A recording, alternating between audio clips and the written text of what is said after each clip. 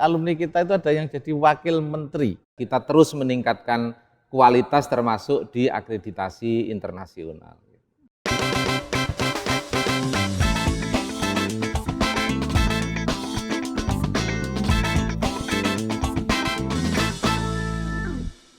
KC Radio, your easy listening station. Halo KC People, apa kabar? Kita sekarang di Bincang UNESA dan tentunya luar biasa bisa menyapa KC People semuanya. Ke Surabaya beli nangka. Cakep.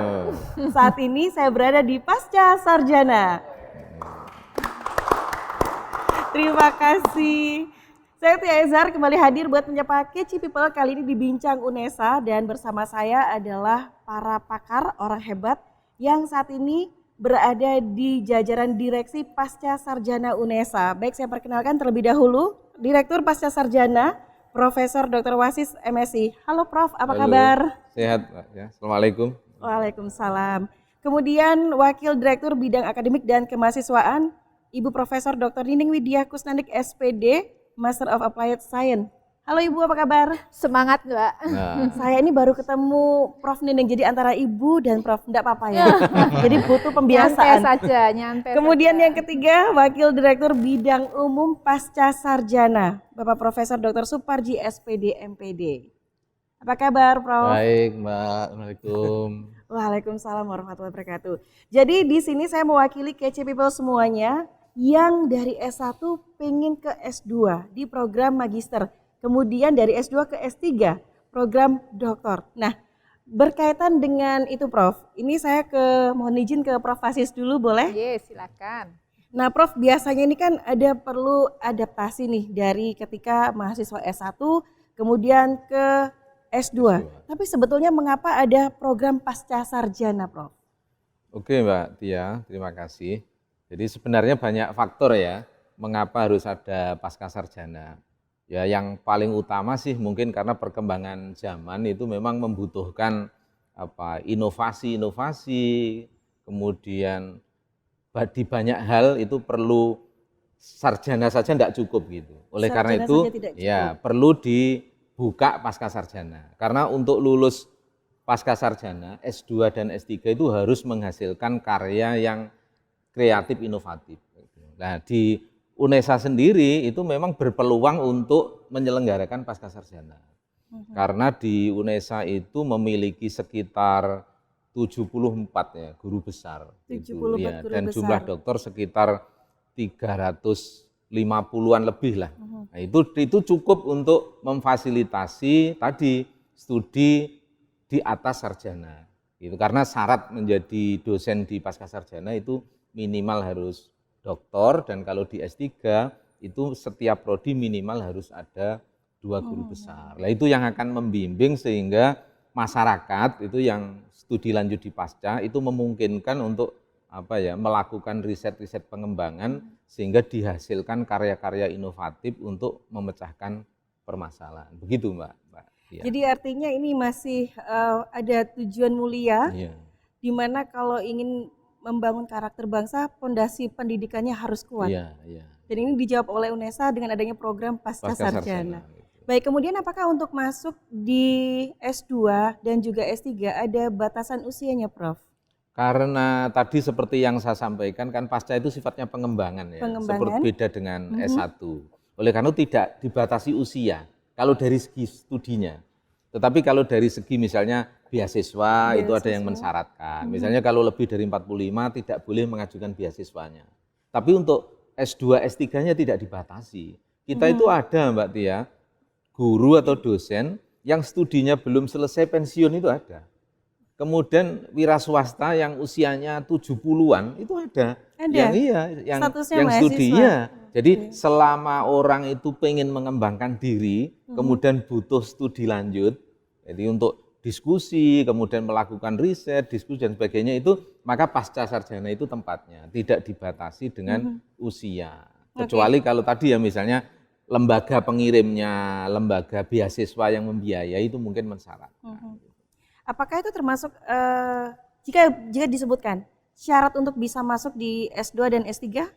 Kalau syarat akademik nanti dijelaskan oleh Bu Wadir satu. Oke, berarti langsung lanjut jadi, ke Prof Mbak, Nining. memang untuk masuk di S2 dan S3 ada beberapa syarat, Mbak. Jadi misalnya yang mau masuk di S2 itu nanti daftar dulu melalui BNI, nanti mendaftarkan sebagai calon mahasiswa baru pasca sarjana dengan upload beberapa portofolio. Salah satunya ijazah dan transkrip untuk S1 bagi yang mau S2. Kemudian ijazah dan transkrip S1 dan S2 bagi yang mau ke S3. Selain itu Mbak Tia juga ada misalnya ini ada rekomendasi dari bidang akademik serta yang mengetahui karakter dari calon mahasiswa tersebut, jadi dari 2 orang. Kemudian juga memiliki riset proposal yang nanti akan dijadikan misalnya tesis atau nanti disertasi bagi yang nanti S3. Selain itu juga ada misalnya pernah mengikuti karya ilmiah, buktinya apa, kemudian atau pernah mempublikasikan karya ilmiah di mana, di jurnal apa, nanti itu di-upload juga. Selain itu juga ada Mbak Tia kemampuan bahasa Inggris. Jadi nanti kemampuan bahasa Inggris bisa dibuktikan dengan misalnya TOEFL, TEP atau IELTS, TOEIC dan sebagainya. Jadi memang sementara itu. Tapi bagi calon mahasiswa yang untuk khusus S3 by research itu selain yang tadi saya sebutkan tadi masih ada lagi satu Mbak Tia, yaitu apa? Riset proposalnya sudah harus disetujui oleh calon promotor dan kopromotornya. Jadi memang beda jalur di situ karena memang S3 by research itu didesain berbeda. Ya. Terlepas dari yang disampaikan Prof Nining, berarti ini semua syaratnya berlaku untuk yang reguler maupun yang beasiswa? Atau beasiswa ada tambahan jika seperti apa begitu Prof? Oke, ada Mbak Tia, untuk mahasiswa fresh graduate katakanlah, untuk khusus ini fresh graduate itu untuk adik-adik mahasiswa yang lulusan untuk tahun ini, jadi lulusan tahun 101, 100, 101, 102 dan 103. Jadi untuk memang betul-betul adik-adik yang baru-baru lulus. Tuh. Saya tuh juga penasaran Prof, kalau masuk di S2 kemudian di S3 masalah biaya nih Prof. Ini KC People harus tahu Prof, kira-kira biaya yang dikeluarkan ini bagaimana Prof? Urusannya Pak Wadir 2. Oh gitu gitu. Monggo. Terima kasih Mbak Tia. Jadi mulai tahun 2020 Pasca itu menerapkan namanya UKT, uang kuliah tunggal. Jadi begitu bayar sekali sudah tidak ada tarikan lagi. Yang di dalam UKT itu sudah include wisuda, sudah include gratis mengikuti tes bahasa Inggris 5U 2T, jadi 5 kali ujian, 2 kali treatment. Kalau TOEFL-nya belum lulus ya diberi kesempatan itu gratis. Kalau itu tetap belum lulus ya bayar sendiri. Kemudian include juga di dalamnya adalah konsultasi ke KPI. Jadi UKT-nya begitu. Besarnya UKT kalau S2 reguler itu 10 juta. Kalau kerjasama 12 juta. Kalau S3 reguler itu 12 juta, kerjasamanya 14 juta. Tetapi per bulan Juni ini Pak Rektor dan Pak Direktur itu mengeluarkan SK dan edaran Direktur bahwa ada namanya UKT bersyarat. UKT bersyarat itu mahasiswa bisa mendapatkan potongan 50%. Ya, jadi misalnya S2 tinggal bayar 5 juta, tapi dengan syarat. Nah ini dia, Nah, syaratnya dengan syarat apa ya. Prof? Nah, kalau S2 itu syaratnya tinggal program tesis saja, sudah lulus bahasa Inggris, kemudian sudah punya jurnal, sudah ujian kompri atau proposal. Kalau ini sudah semua maka boleh membayar 50%. Kalau S3 sama, sudah tinggal program disertasi, sudah punya karya ilmiah, sudah lulus bahasa Inggris, dan sudah ujian kelayakan.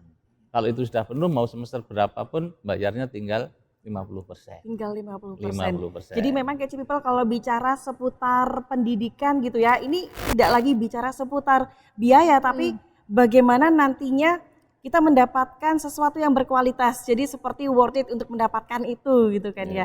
Tapi Prof, kemudian berlanjut seperti ini pertanyaannya. Itu boleh dicicil nggak? Ini pertanyaan yang banyak muncul ini Prof. Jadi tidak boleh dikesampingkan ini Prof. Iya, jadi di UNESA ini setahu saya S1, S2, S3 tidak ada program mencicil ya, mengangsur, mengkredit itu tidak ada. Tapi ya sebaiknya masuk dirinya sendiri, ditabung saja, tiap bulan ditabung, Nah, tiap bulan ini ditabung solusi, gitu. betul. Nanti 6 bulan dibayarkan. Kan sama saja Oke. kan? Nah, kan sama saja. Jadi sebetulnya ini juga komitmen kita kalau misalnya kita mau lanjut S2 ataupun S3, berarti ya harus komit gitu ya, harus tekun. Iya. Dan kemudian kita berlanjut lagi pertanyaan ini, Prof. Kalau tadi sudah bicara biaya, untuk masa studi di S2 maupun di S3, pripun, Prof? Ya, Monggo. jadi untuk masa studinya Mbak Tia, untuk S2 sesuai dengan Permendikti, jadi memang maksimal 4 tahun ya. Jadi tapi di sini juga adik-adik sudah banyak yang lulus 2 tahun, itu banyak sekali yang sudah lulus. Kemudian untuk S3 memang maksimalnya 7 tahun. Tapi juga banyak yang 3 tahun setengah sudah mulai banyak ini yang di program seperti itu karena kita melakukan percepatan untuk akselerasi bagaimana percepatan adik-adik supaya lulus cepat, kemudian dia memiliki publikasi, kemudian juga lulus TEP sehingga segala persyaratan untuk wisuda mereka sudah beres. Oke, berarti semuanya harus dipersiapkan. Ini berarti secara mental juga harus kuat Oh ini. iya jelas Iya. Mbak. Karena kan Iya. terkadang begini, ketika informasi ini sampai Iya. untuk calon mahasiswa S2 maupun S3, yang harus dipersiapkan tidak hanya dari segi pembiayaan, tapi juga mental untuk menjadi Betul. mahasiswa S2 dan S3, Iya. jangan molor kalau bisa cepat. Iya, karena kalau di S2 dan S3 pintar saja nggak cukup Mbak Tia. Pintar saja nggak Ya, cukup. jadi memang Kemudian? dia harus punya mental yang kuat, semangat untuk menyelesaikan studi. Karena apa kan banyak mahasiswa-mahasiswa itu yang belajarnya sambil bekerja, Sambil ada juga bekerja. yang mengajar dan sebagainya. Sehingga nanti bagaimana dia harus membuat balance antara kerja dengan belajar. Jadi banyak juga yang pintar tapi agak molor gitu waktunya karena memang enggak bisa mengatur waktunya dan semangat belajarnya untuk menyelesaikannya itu agak kurang. Jadi memang semangat dan mentalnya juga harus mental baja Mbak Tia. Biasanya nggih, Mbak monggo, Tia, Prof. modal non akademik itu jauh lebih dibutuhkan ketika S2 S3. Karena Salah karena kalau bekal akademik kan rata-rata di atas sarjana yang mau melanjutkan itu sudah cukup bekal akademiknya. Ya non akademik itu misalnya kan nanti kan ketemu pembimbing itu setiap dosen kan gayanya beda-beda. Nah, ini dia. Sehingga tidak ada satu rumus yang berlaku untuk menyelesaikan semua masalah. Oleh karena itu biasanya bekal non akademik apalagi yang sudah bekerja, sudah berkeluarga itu dibutuhkan mental tadi ya, ketegaran yang lebih tinggi. Ya, karena kalau misalnya nih ada kekhawatiran, bisa nggak ya aku menyelesaikan S2?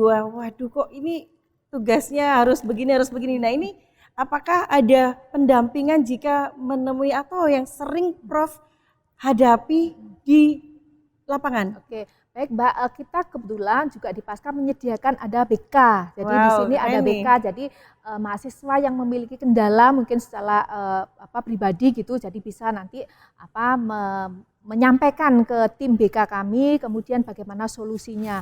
Selain itu nanti BK juga secara bersama-sama sebelum itu terjadi, bagaimana dari tim BK itu prevent supaya itu tidak sampai terjadi. Jadi di awal-awal memang sudah dilakukan katakanlah motivasi belajar seperti apa, Belajar. kemudian kiat-kiat belajar seperti apa untuk yang di pasca sarjana. Ini berarti berlanjut ke proses atau metode belajar di kuliah S2 dan S3. Ya, untuk metode saat ini memang proses belajar mengajarnya memang masih hybrid Mbak. Jadi memang saat ini kalau itu mahasiswa yang baru Mbak, jadi 60%-nya itu luring, jadi kuliah di kampus, tapi 40%-nya bisa online. Kemudian kalau bagi mahasiswa yang sudah lama itu nanti 60%-nya online atau daring, sedangkan 40%-nya luring sehingga nanti hybrid. Jadi kita juga fleksibel Mbak, apalagi yang kelas kerjasama terkait dengan jadwalnya itu juga bisa diatur Mbak Tia. Jadi mungkin ada dimampatkan karena mungkin datang dari pulau mana atau dari provinsi mana gitu sehingga nanti ada di Surabaya hanya 2 bulan atau habis itu balik lagi ke tempat asalnya. Jadi nanti kita fleksibel terkait dengan jadwalnya. Jadi ada bentuk relaksasi yang diberikan pimpinan untuk fleksibilitas mahasiswa gitu ya. Kemudian kalau jumlah SKS-nya berapa ini Prof? Baik, untuk S3 itu 42 SKS Mbak, jadi kemudian nanti S2-nya itu 36. 30. Ya, minimal itu ya. Oke, selama ini untuk tantangan yang bukan yang paling berat, tantangan yang membuat akhirnya dari pimpinan ini punya target.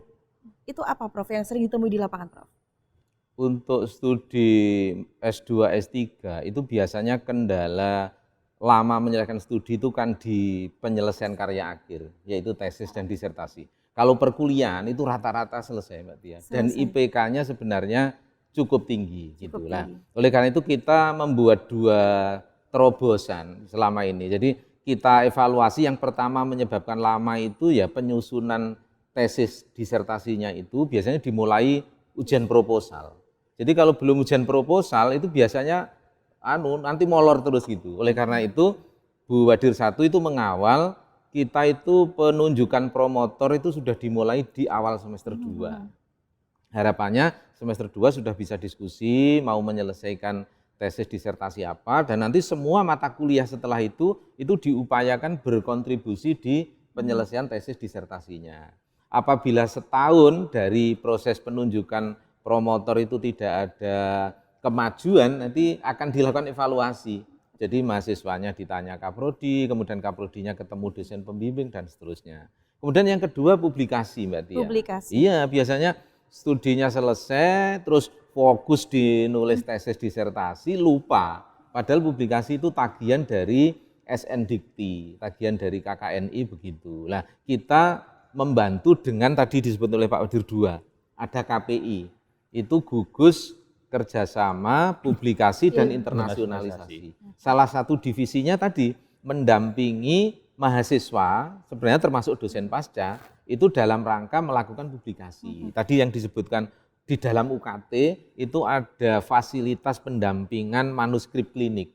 Manuskrip. Ya, jadi mahasiswa yang sudah punya draft untuk publikasi itu nanti bisa bertemu teman-teman KPI, ini sebaiknya publish di jurnal mana yang cocok. Jadi diarahkan. Iya, caranya bagaimana. Sehingga, dan itu kita ingatkan, menulis publikasi tidak harus nunggu selesainya tesis dan disertasi. Kapan pun bisa diajukan? Dimulai, jadi misalnya mulai kuliah ya, mulai ketemu judul di semester 2, ketemu dosen, kemudian ketemu kajian teori macam-macam, terus ditulis artikel. Nanti kalau dimuat sudah bisa menjadi syarat kelulusan, asal berkaitan dengan tesis dan disertasinya.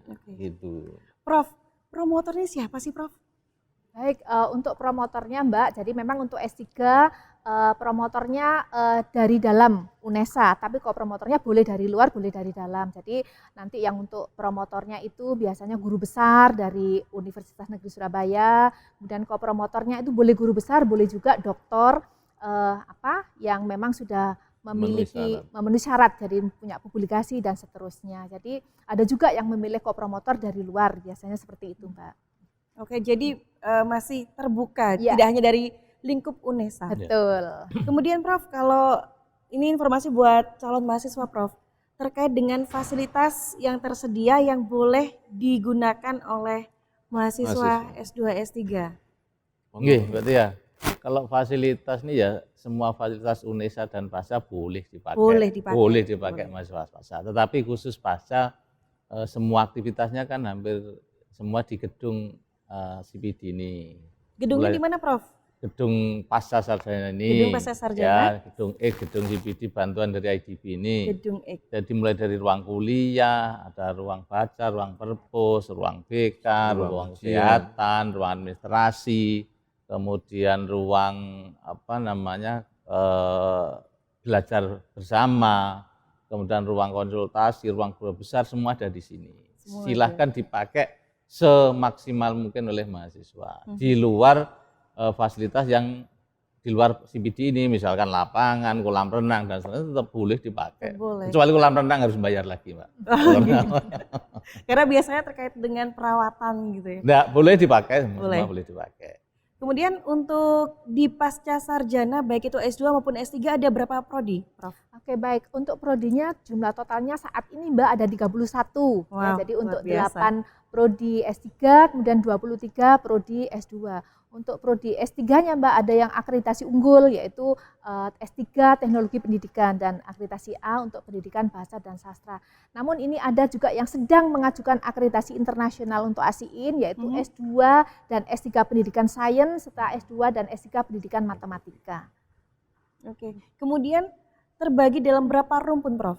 Oke, ada 5 rumpun ya. Jadi dalam di Pascasarjana ada rumpun bahasa dan seni, kemudian ada rumpun sains dan matematika, kemudian teknologi dan matematika, kemudian saintek ya, kemudian ada rumpun IPS, kemudian ada rumpun olahraga, kemudian rumpun kependidikan. Nah, itu yang banyak pendidikan memang, Mbak. Artinya kalau saya dari S1 tidak linier untuk ngambil di S2 dan di S3 dari beberapa prodi yang disebutkan oleh Prof Nining, masih bisa, masih boleh? Oh, boleh Mbak. Saat ini kan untuk namanya keilmuan itu multidisiplin ilmu ya Mbak ya. Jadi semakin sekarang semakin kesini semakin berkembang tentang keilmuan. Jadi tidak harus katakanlah dari S1-nya mungkin prodi A, S2-nya masuk prodi S2A, kemudian S3-nya S3A. Jadi nggak harus seperti itu. Jadi tetap bisa terkait satu sama lain. Masih bisa. Ya. Dan jangan khawatir, Key People, yang penting harus tekun belajar. Ya. Itu yang penting. Jangan sampai molor-molor, karena biasanya kalau sudah awal sudah tekad, kemudian ada gimmick-gimmick kehidupan. Nah ini. Tapi ada lembaga atau ada satuan yang melayani jika ada mahasiswa yang pengen curhat, sudah ada. Ya. Ada lembaga BK-nya. Ada, siapkan. Kemudian kalau di S1 itu ada penerapan MBKM, Prof. Seperti yang diarahkan oleh Menteri kita, Mas Nadiem Makarim. Kalau di S2, S3, apakah juga ada MBKM, Prof? Ya, memang ada Mbak. Jadi tapi mungkin MBKM-nya berbeda. dengan adik-adik di S1. Jadi katakanlah untuk di S2 dan di ini ada program intensif ya. Jadi intensifnya juga bisa dilakukan di dalam negeri, bahkan kita juga melakukan program intensif di luar negeri yang beberapa waktu yang lalu, katakanlah di Thailand, kemudian dan di beberapa negara yang lain. Jadi itu salah satu yang bisa kita lakukan. Oke. Kemudian yang tadi Mbak Tia, yang disebutkan oleh Bu Wadir 1 S3 by Riset. Jadi di pedoman pengembangan kurikulum UNESA itu Pak Rektor memberi keleluasaan kepada Pasca untuk menerapkan Merdeka Belajar Kampus Merdeka. Jadi lebih sebenarnya kalau Pasca itu Mbak Tia, sebelum ada gerakan Merdeka Belajar Kampus Merdeka dari kementerian itu sudah merdeka. Sudah merdeka. Iya, Pasca kan pengembangan. Kalau orang pengen berkembang tuh dibatasi ya nggak merdeka. Oleh karena sejak dulu, contoh misalnya keterlibatan dosen eksternal atau kuliah ke luar kampus itu kalau Pasca kan sejak dulu. Bahkan sudah mensyaratkan. melakukan. Iya, S3 itu mensyaratkan wajib ada penguji eksternal. Kalau S1 kan belum misalnya gitu. Nah, yang baru itu ada RPL Mbak Tia. Yang ini perlu diketahui oleh ini. Jadi rekognisi pembelajaran lampau. Jadi mungkin ada yang dulu pernah studi karena sesuatu hal belum selesai atau punya pengalaman itu yang bisa disetarakan nanti dengan mata kuliah tertentu. Nah, itu bisa mendaftar melalui jalur RPL. Jadi nanti akan di assessment sejumlah pengalamannya atau mata kuliah yang pernah ditempuh, kemudian diakui sebelum masuk kuliah. Nah nanti masuk kuliahnya tetap mendaftar sebagai mahasiswa baru seperti disampaikan oleh Bu Wadir 1, nanti tinggal memenuhi kekurangannya Mbak Tia, perkuliahnya.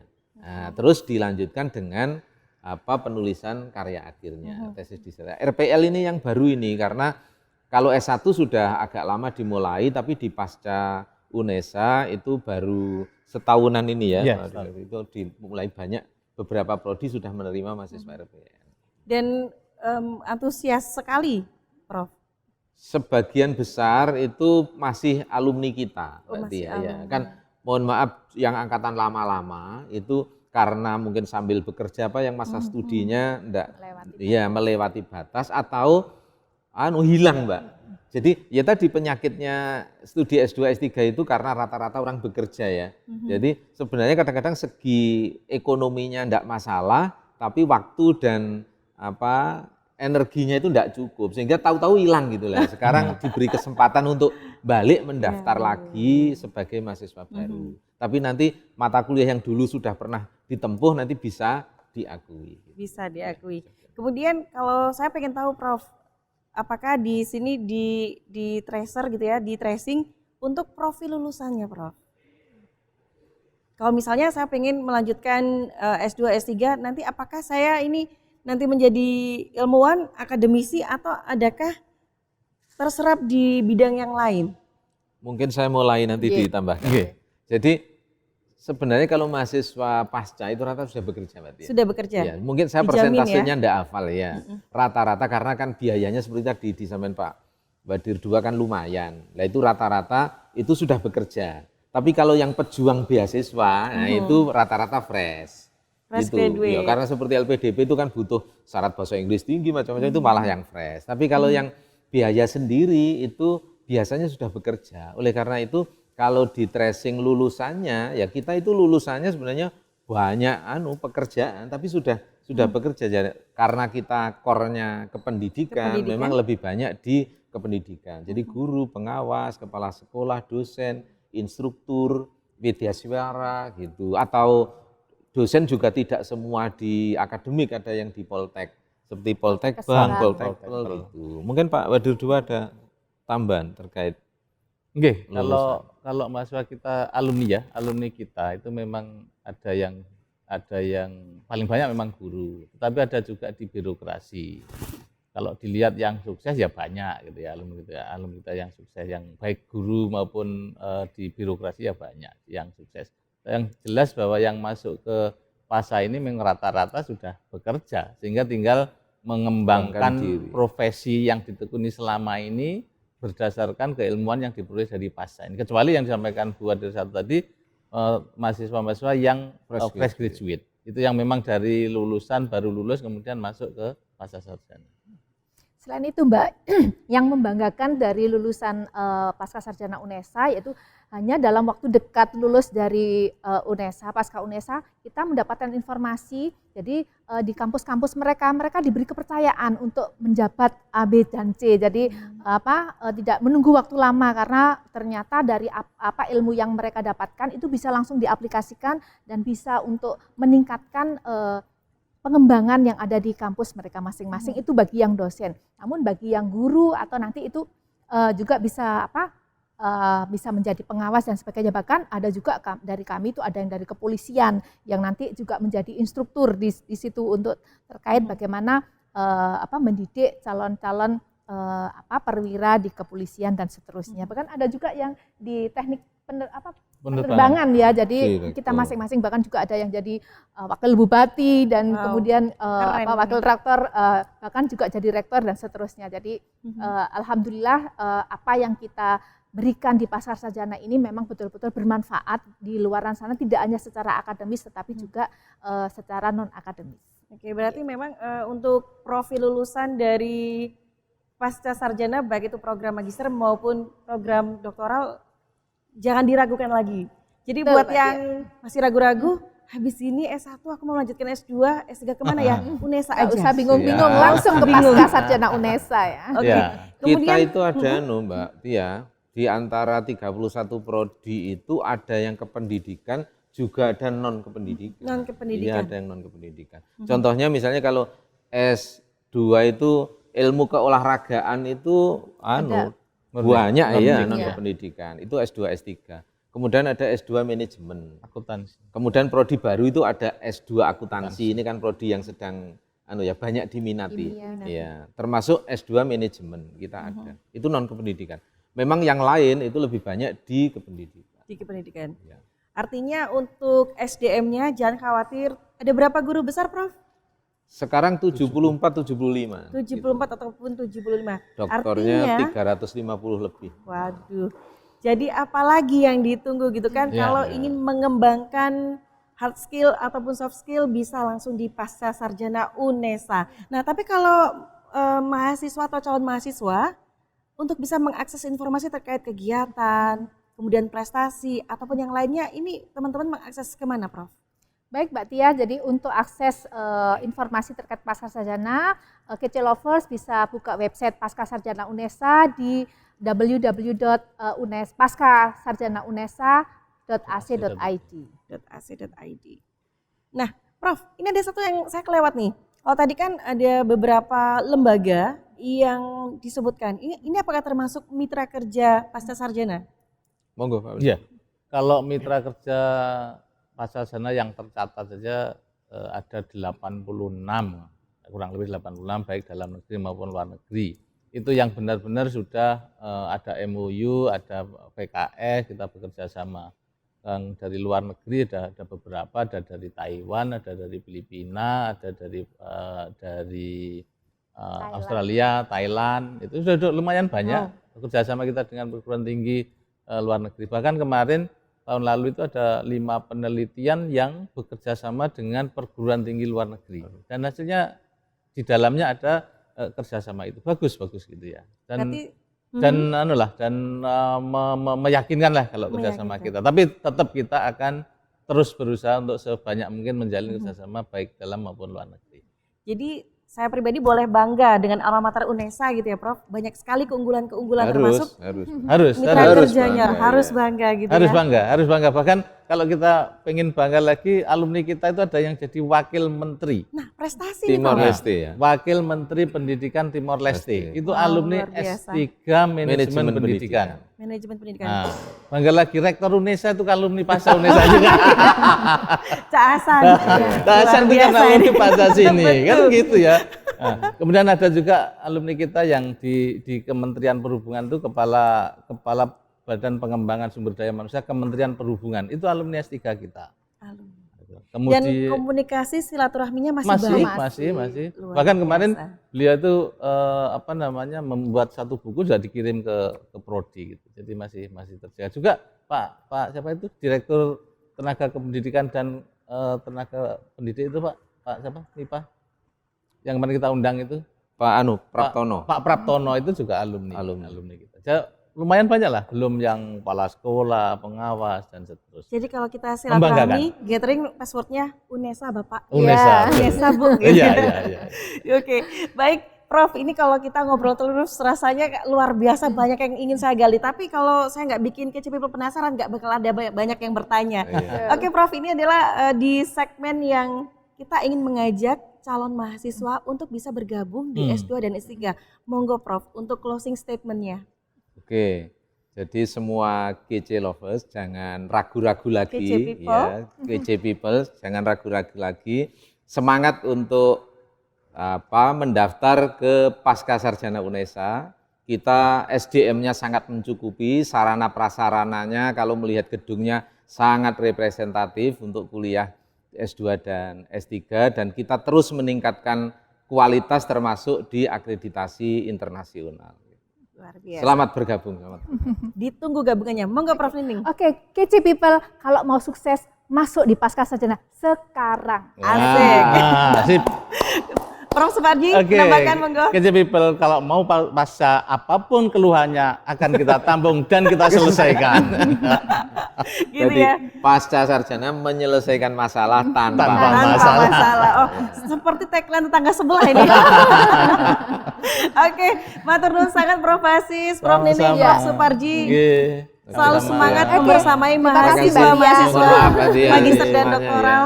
Mudah-mudahan mendapatkan keberkahan atas ilmu dan semuanya. Amin. Banyak yang gabung di S2 dan S3 Pasca Sarjana UNESA. Amin. Oke, saya mau pantun lagi boleh? Boleh.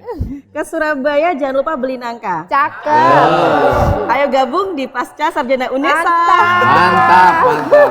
Terima kasih Mbak Dia. Mohon pamit undur diri. Terima kasih untuk kru yang bertugas di belakang layar yang membuat ini semua jadi, dan juga atas izin Allah Subhanahu wa taala. Jangan lupa juga buat yang belum subscribe, langsung saja subscribe, follow semua akun media sosial baik dari Pasca Sarjana maupun dari Kece Media by UNESA. Akhirnya saya Tia, wassalamualaikum warahmatullahi wabarakatuh. Waalaikumsalam warahmatullahi wabarakatuh. UNESA Radio, satu langkah di depan. Lagi-lagi Prof. UNESA satu langkah di depan.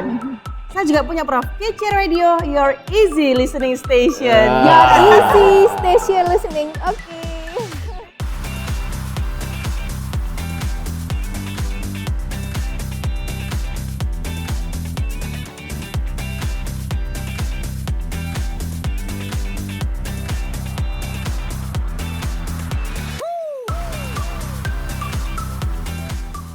Kece Radio.